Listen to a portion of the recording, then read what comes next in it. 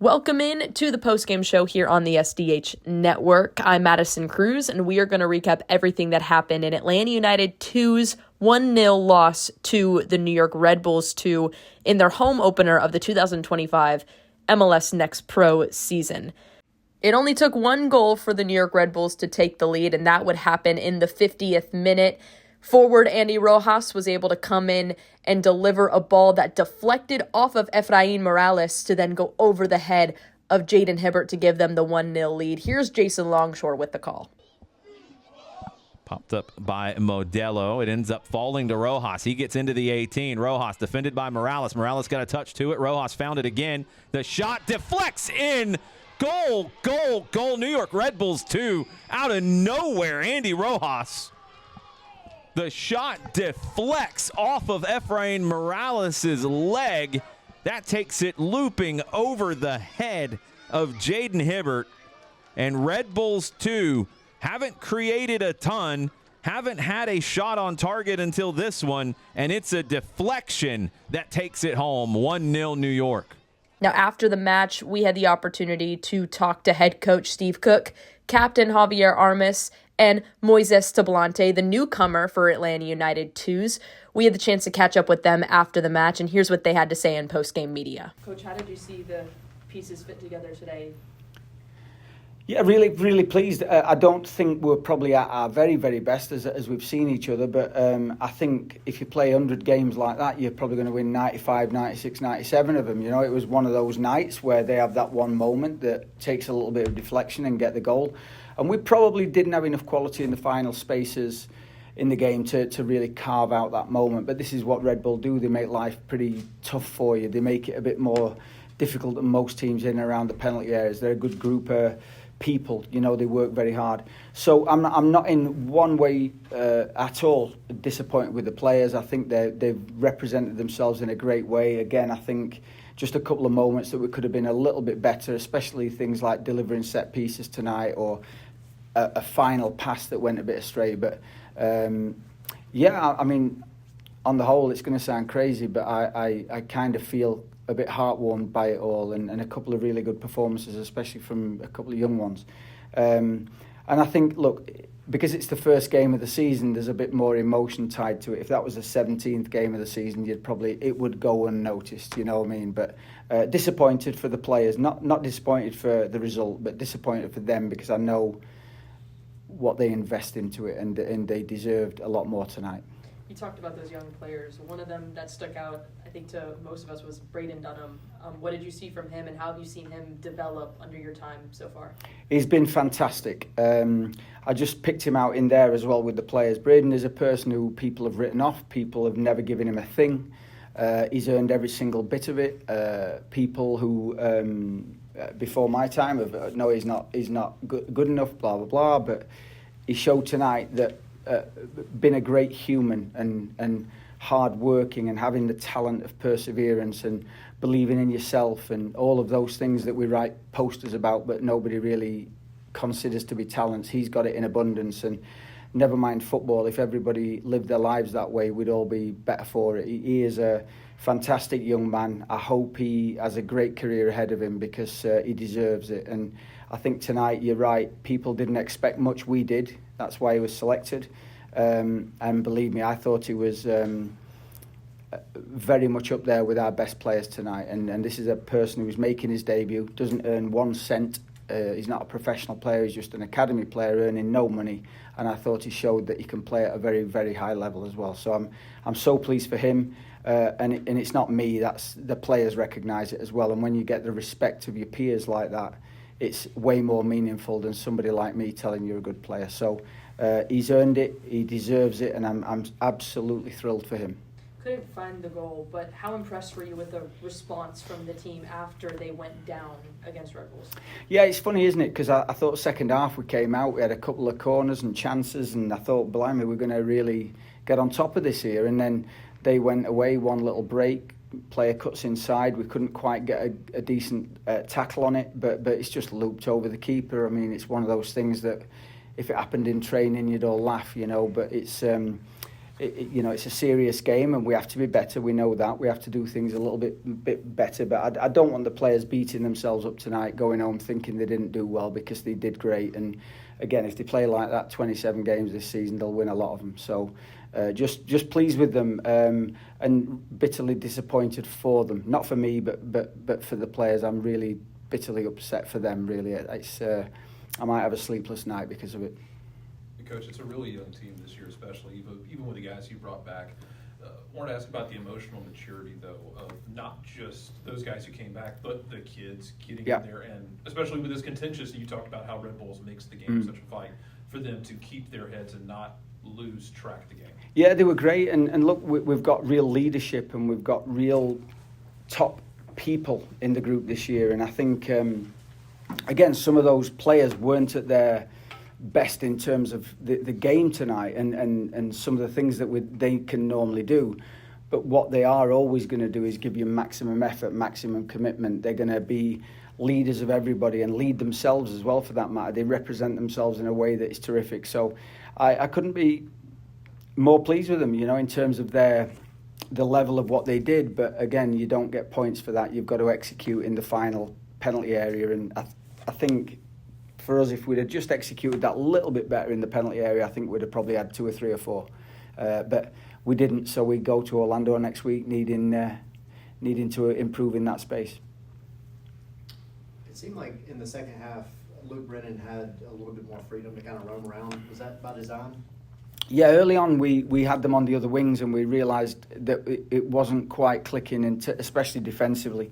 And I think Luke, he has the ability to play both wings. So does Moises Tablante. So does Ryan Carmichael. So that little bit of fluidity I like a lot. And we moved them wings, and we don't mind them when they go inside. But obviously Luke's, I think, of all the group, is more of a pure winger. So when he hugs the touchline and goes 1v1 at plays, he does really well. And I think it was unfortunate not to get something more out of it, and he's probably got to keep working on that final product, the final crossing, and not just become that person who gets you off your chair and nearly, that kind of thing. We need that final execution. But I thought Luke was very good tonight, and certainly was a real bright spark going forwards. And with a full first team staff watching, that's the kind of performance he needs to put in, week out. No matter whether it's home, away, or whether he is involved in the game, with the ball all the time. He's got to put that in every single week.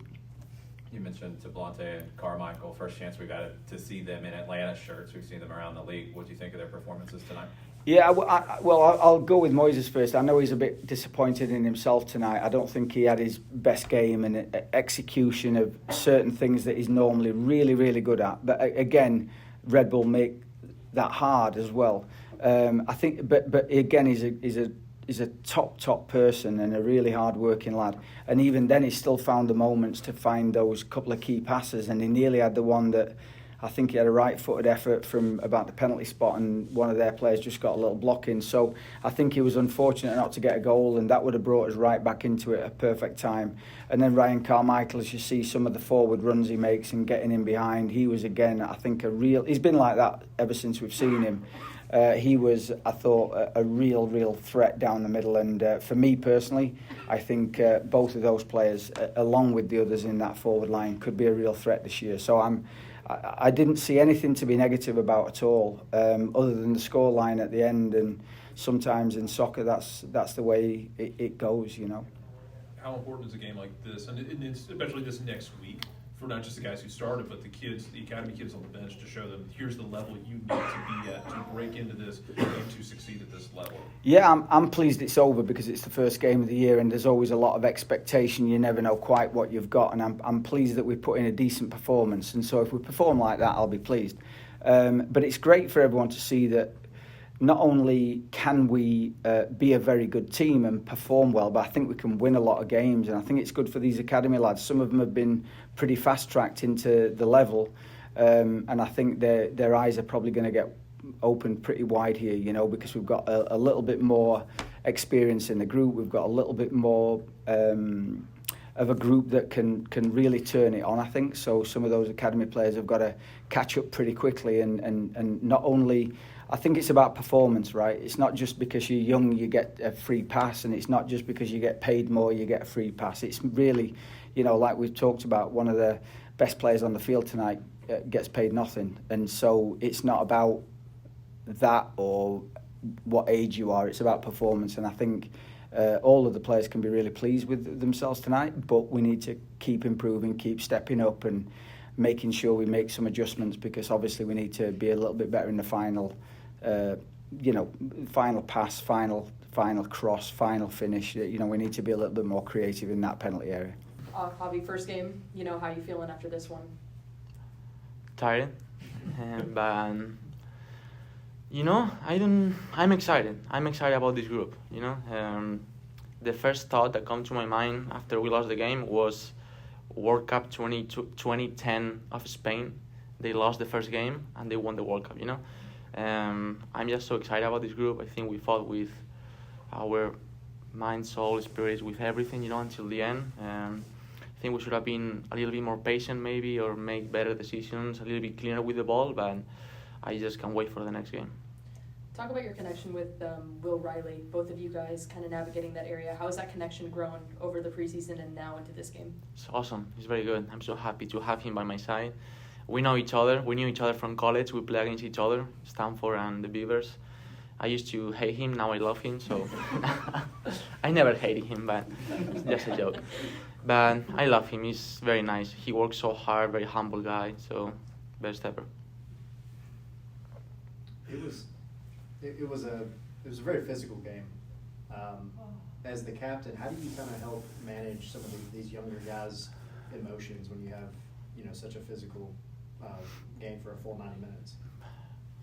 Yes, I try to talk to them, try to scream. Sometimes it's very difficult, but they are very excited and they work so hard too. As I said before, I think the decisions when we are tired and when we are losing need to be a little bit better and more patient with the ball.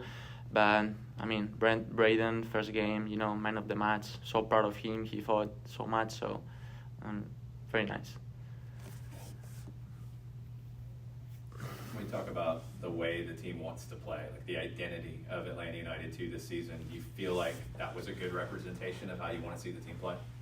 Yes, of course every game is different, and we knew they were going to press us very hard in the middle. It was a tough game for Will and I. Of course, we want to touch more of the ball, but we knew the job we had to do, more physical, more second balls, more, that higher and second job, and I think, of course, we adapted good, and we try to do like a good job. Every game is different, and we have to take what they give us. I think we tried to do it, so I think it was good. On the field, you were having some conversations with Tablante throughout the game. What were some of the things you were telling him? Yes, encourage him, keep going, if he makes a mistake, if he started, whatever, and sometimes also just remind him to switch the ball, we work a lot to move it to one side and then attack to the other one. I think that's what we missed a little bit tonight.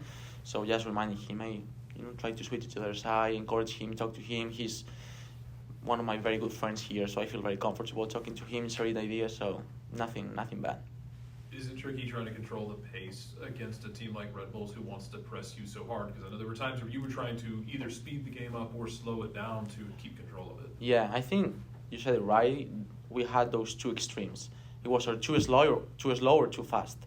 We couldn't find that middle page, that moving to one side to the next one, and sometimes it's hard because they press us so hard. So when we break the first line, we just want to go and go and go, and we are very ambitious. We want to score, so it's hard against these teams, to say, okay, now we need to keep the ball in their side, take control again, and then attack again. It's your first game, first 90 minutes is under your belt. How are you feeling? I know it's not the result you wanted, but it's that first game going for you. Yeah, I thought it was a tough game for us because, it was the first game. We have to know each other a little more, but I think in general it was a good game. We just gotta keep the mind, and it's the first game I mean, it's like this league is way too long, so we have a lot of games in front of us, so we should be fine. We'll be fine. We just talked to Javi. You mentioned the connection that y'all have and the friendship y'all are built off the field. I mean, how much does that help for you as a new player coming in here, having that relationship with somebody who's got the armband and who kind of has a pulse of things? Yeah, since I got here, I mean, I always like talk to him and I try to have a relationship with him. And now he's like one of my best friends inside the locker room, and I'm inside the field. That helps me a lot to understand him, what he wants, what he doesn't want. Yeah, at the end of the day, he's the captain, so it's more like a respectful relationship that I have for him. What are some of the key takeaways from this match that you guys are going to use moving forward, especially as you go on the road to Orlando next week? Yeah, I mean, Orlando is I know I used to play there, so I know how they like to play and all that, and for that game, we gotta wanted more that this game. I think today we couldn't finish the plays that well. We couldn't decide better with the ball. I think we were like rushing the ball, and over there we gotta be patient and hopefully we will be better in front of the goal. What are the challenges that the Red Bulls gave you guys tonight? They press a lot, high intensity. They always, I mean, all the Red Bulls in the world, they play the same way. They just gotta like press forward and run the 90 plus minutes. So we knew what was coming, and I think we did pretty good. But they were like really narrow, so we couldn't just play inside. We had to play outside then. So yeah. How tricky is it in a game like that? Because a bunch of y'all, especially on the wing, got dumped down on the ground a number of times to kind of match their intensity but not lose your head and not let it get too much. I mean, we didn't expect the first goal out of nowhere because I don't think they had any clear chance before the goal. And I don't think we were expecting the goal, and then when they scored, we were like shocked, and we were not thinking what we were gonna do with the ball. We would just try to tie the game and see what happens. I mean, it's a tough situation for us because we didn't expect that. Being one of the new players coming in, how have you seen the connection of the group really grow from these games in preseason to then now finally getting your first game under your belt? I think the locker room is pretty good. I mean, I like it a lot.